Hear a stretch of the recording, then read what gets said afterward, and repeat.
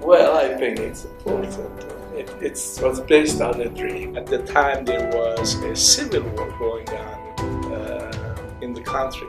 But I ended up with a big accident on my face and stuff, so it was not safe. They came here penniless. ولكن هوس كنت نبلوس برا هذا وعست برات إنزي همار شدمت عربي يوم يغاف يعني اسمت.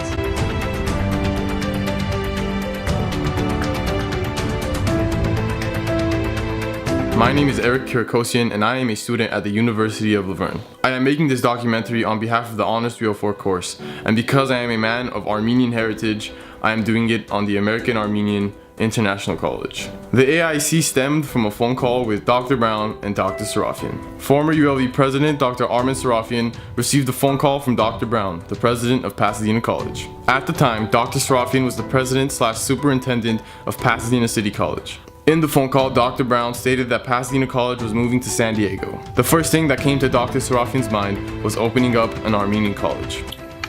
Right, the Armenian College was a grand experiment to have the first Armenian college in the United States. It seemed like a good idea because Armenian colleges were thriving, no, they weren't thriving. They were in great trouble in Lebanon and other places because of civil wars. And so it seemed like a great idea to start an Armenian college. For the Sarafian family, the AAIC was a dream. Armen Sarafian's father, Kevork Sarafian, had dreamed of opening up the first Armenian college in the United States.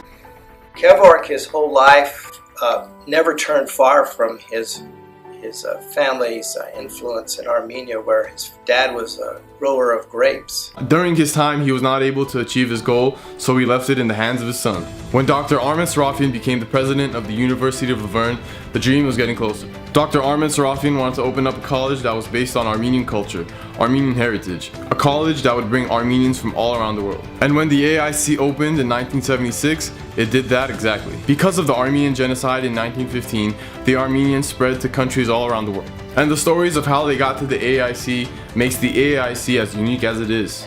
I'm from Lebanon. In Lebanon. I came in 1987. I came from island of Cyprus. I was born in Istanbul, and then from there I went to Lebanon. There were plenty of people who wanted to get out of Lebanon and Iran and come here. They didn't have a dime to their name. As an international student, when I graduated from high school in Lebanon, at the time there was a civil war going on in the country. So my options in terms of going to college were limited. I applied to 3 institutions. I applied to the American University of Beirut. Mm-hmm. I applied to the University of Yerevan in Armenia. At the time, Armenia was one of the former Soviet republics. And then I applied to the American Armenian International College here at the University of Verne. I got accepted by all 3 institutions. So I remember the conversation sitting around the table like this with my father, where, we started talking about what the options were and where I would go to college. He made it clear that he didn't want me to go to the American University of Beirut because it was on the other side of town. There were snipers all over the place, and he didn't want to take that risk. And then he turned around and asked, where do you want to go if you had an option? Armenia, USSR or California, USA? So that's how I ended up coming here to University of Verne.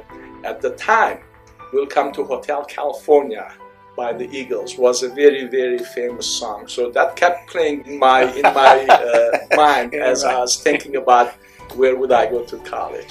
Well, I'm from Lebanon, and because of the Lebanese war, I graduated high school, and on my prom night my dad called me and said, don't you ever move a muscle, you're not going anywhere.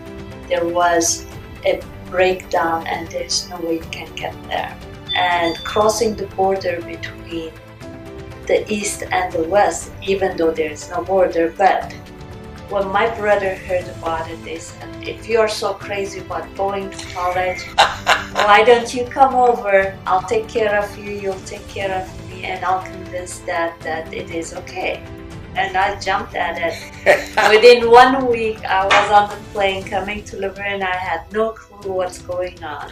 I came from island of Cyprus. I was born in Istanbul, but did my elementary in Istanbul, then went to island of Cyprus. There is a high school there, Armenian high school. What had happened is during the Armenian genocide, there were lots of orphans. So for orphans, they needed schools, you know. And then from there, I went to Lebanon for 2 years. Then the Civil War starts and everything. Then we heard that there is an Armenian college opening here in Laverne. And how did you hear about that? Well, we were going to a university in Lebanon, and somehow the news came that there's an Armenian college being opened in Laverne. So because of the civil war in Lebanon, they tried to help us to apply here. And then when we did, we came. So the first 25 students came in September. Yeah. In fact, were you part of that first 25? Yes. I went to American Embassy at island of Cyprus. I'm looking where Laverne is.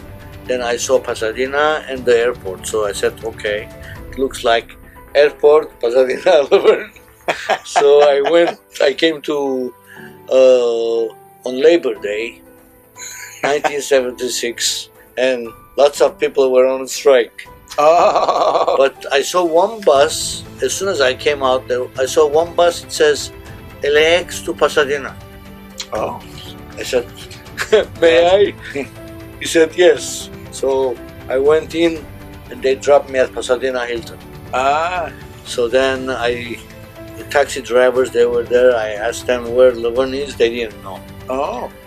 And I was really shocked. I said, oh my God. So they looked at the map. They said, yes, we found Laverne.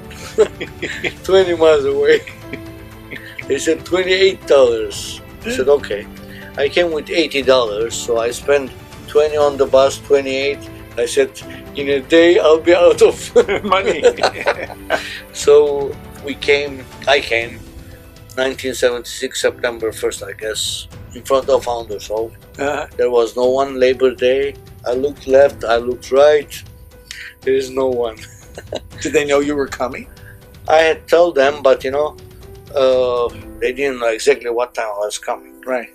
We didn't have those cellular phones, you know. Yes, exactly. So a lady was passing, and she was an alumnus of University of Laverne. She says, today is Labor Day, everybody is closed, but there is someone at the housing department. So I went there, and they said, yes, you can sleep here and everything. So I slept in Laverne first night, and the school was going to start in 5 days. Then Armenian College administration came. They said, no, boys stay in Pasadena. First year girls stay in Laverne. Oh no! So they took us all the way to Pasadena. We stayed there, but then they drove us. Every day? How do they mean in cars? They had a mother of all station wagon. The leadership of the Armenian College was forced to turn to overseas. When that was fine, there were plenty of people who wanted to get out of Lebanon and Iran and come here. They didn't have a dime to their name. Yeah. Not a dime to their name. And they tell those stories, and some of them are still here. Rafi, our treasurer. They came here penniless. When they officially opened in 1976, they only started with 25 students and one major, Armenianology.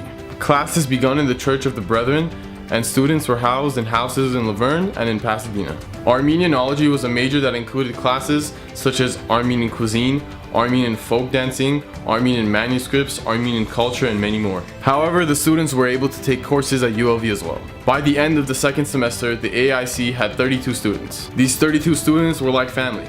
Although the students were from around the world, they bonded over their Armenian heritage. And as crazy as it sounds, one of the leaders at AAIC, Dr. Babikin, made the first year students at AAIC only eat Armenian cuisine for an entire year. And that's how important the preservation of Armenian culture was to the AAIC. Within the first year, the AAIC threw events such as cultural nights, Armenian nights, with the nights filled with activities such as dancing, music, and speeches. Within the first year, the students published a yearbook and a newspaper called Mashtots. It was named after Mesrop Mashtots, a significant figure in Armenian history who created the Armenian alphabet. And here's the man himself who created both the newspaper and the yearbook. I was editor for their newspaper. I was editor for their yearbook. I prepared their yearbooks every year for so many years. They said they want to publish a newspaper. In Armenian or In Armenian and English, bilingual. It was a big deal for them. The principal says, "Are you sure?" I said, "Yeah, how many pages you want?" He says, Dr. Yeria Babigan says, the president of Armenian College says, 4-page or 8-page. I said, "How many you want to print?" He says, 5,000. I said, "What?" I said, 5,000? Armenian newspapers are printing only 2,000. He says, "We have to market our college." Okay. So I found several people from our high school, Cyprus, that they were here. Yeah. I knew that they were good in Armenian and also English. So we prepared the newspaper. Before we printed, we showed to the principal. He is not sure. He says, "Are you sure?" I said, "What do you mean? Are there problems?" I said, "No." Principal says, "I have to show to some editors." I said, "Yeah, that's okay." Am I offending you? He says. I said, no. I mean, Yeah. want to be checked too. I mean, I don't have to say. I mean, this is the first issue, Yeah. and it is called Mashtots. Mashtots is the inventor of Armenian alphabet. You don't want to mess it up. Yes. By the end of the second year, the AAIC had 52 students. Dr. Sarafian's reason for opening up the AAIC was to preserve the Armenian culture and provide a home for Armenians all around the world. The AAIC students participated in many activities. This included drama and theater, music, social activities, and even chess tournaments and Christmas caroling. And what was it like studying at the American Armenian International College? At first it was hard. The first few weeks, first few months, being a 17, 18-year-old kid away from home for the first time, I was homesick. So I doubted my decision coming to the USA or coming to the University of Verne. But as time went by, as I got to know people, as I made friends, as I talked to faculty who were caring and talked to administrators who helped me out, it became evident that it felt more like home after a few months being here. It was a good group of students, and where all of the Armenian students were away from home, so we kind of bonded, and we used to study forever. Well, I'm from Cyprus, the island of Cyprus, but I'm Armenian, but I was born in Cyprus and raised there, and I've been here for 3 years, and I like California. What would you say to people of Armenian ancestry who might think they might want to come to the United States and attend our college? What would you say to them? Well, I would definitely suggest that they do, because this is a very nice place and it's a good experience for everybody to come here and experience the school, especially the Armenian College, because I've had a very good experience, and this is very much like home, even though it isn't, and it makes me happy to be here. Good years, but the first thing, when I went to the dining hall, I was shocked. I entered to the dining hall, everybody was talking. When I entered, they stopped talking. I said, "What happened?" I'm looking, what happened? Then I saw that everybody was blonde, and I wasn't blonde. Oh, I saw someone new from another planet, But then we found out very friendly friends and all kinds of things. But at the first beginning, I saw what it was. I wasn't black hair, but then I wasn't blonde. By the second year, the AAIC started the Computer Science and Engineering program.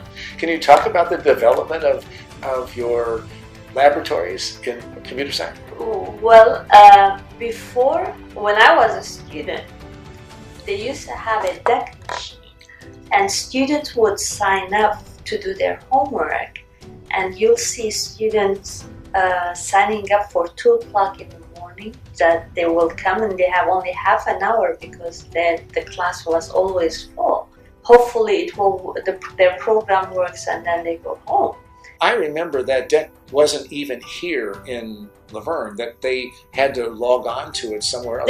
There was just one monitor. We didn't know where the deck is, and you log in and you write your program. And that was it. But if you got a program, you had mistakes, and that half an hour is over and there's another student waiting to get in, you had to leave it and turn your assignments with mistakes. And so, what a world. And now I tell the students, you have no idea how lucky you are. And from then on, they slowly started adding more and more majors. Now that the AAIC had more and more students, they planned to open up a building that would represent their Armenian culture. The AAIC not only brought students from around the world, but also from America. And little after a decade of opening, the AAIC opened its first campus building across from the University of Laverne, which is today known as Leo Hall. Yes, it was supposed to be a little bit Armenian design, at least the facade, the outside, with those narrow windows. Is that Armenian in this? Yeah, he tried to copy old Armenian schools, Middle Eastern schools. I see. And he introduced the Armenian tufa stone that we brought from Armenia to put on the facade and to add the decorative touch. Yeah, so it was designed to look like a school, like traditional Armenian school. And the architect was an Armenian. And he did study it seriously. He studied Armenian schools, architecture, and so on, and he came up with this design. It's narrow windows and the frames. Oh, the frame, the way. Framing of the windows with the tufa stone. I see. The idea of the arch design is an Armenian design. It's an Armenian characteristic. Well, we are quite excited about the reality of the building. Well, there are several significance. First, as an institution, this building will be a home to numerous students from United States as well as from overseas. And if you look at the building, you will find that around the windows we have the tufa stone. It has tremendous significance to us because this ties our homeland with the new world, the United States. The AAIC was very significant to all those who attended. It gave most students a home away from home, gave the opportunity for American Armenians to understand their heritage, and most importantly, it fulfilled Dr. Sarafin's goal of preserving the Armenian culture. Then the AAIC suffered many serious problems. So the formula was there that to mix Americans and overseas Armenians, but especially Americans, but they would not come. And the Armenians from overseas came, but they didn't have any money, and so there was this wild push to try to get scholarships for them, and it just, they had internal politics that tore them apart, but it lasted for a while, but it just couldn't sustain itself. Well, I think it's important. It was based on a dream. The school was based on a dream that might have been valid before the end of the century. But towards the last quarter of the 20th century, to think of starting a college in the United States was beyond the means of Armenians. Because an independent college at least should have a $10 million annual budget. Yes. Where would we have gotten that? I don't know. And where would we bring students from? And unfortunately, due to these reasons, the AAIC closed in 1993. I would like to thank Rafi Zanzalian, Avo Kashishin, Seta Whitby, John Khanjian, and George Keeler for using their oral histories throughout this documentary. I would also like to thank Ben Jenkins for providing all the pictures from the archives. I would like to thank Brian Best for all the camera equipment, his technical support, and his moral support. And I would like to thank Dr. Al Clark for giving me the opportunity to make a documentary about my Armenian heritage.